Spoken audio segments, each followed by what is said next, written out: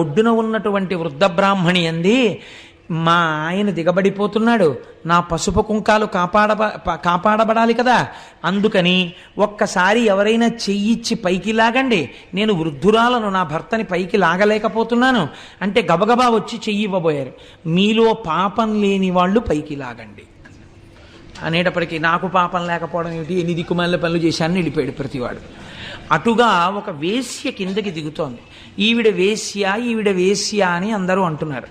ఆవిడ దిగుతూ వచ్చి నేను లాగుతానమ్మా అని చేయి పట్టుకుంటే ఆవిడంది పార్వతీదేవి, ఏమమ్మా అందరూ మాకు పాపం ఉందని వెళ్ళిపోతుంటే నువ్వు ఒక్కదానివి వేశ్యవి అని వాళ్ళందరూ చెప్తున్నారు, వాళ్ళ పాపముల కన్నా నీ పాపము గట్టిది కదా, నువ్వు ఎలా లాగుతావు నా భర్తని అని అడిగింది. అయితే ఆవిడంది, శ్రీశైల శిఖరం దృష్ట్యా పునర్జన్మ న విద్యతే. అమ్మా నేను ఇప్పుడు శ్రీశైల శిఖర దర్శనం చేశాను,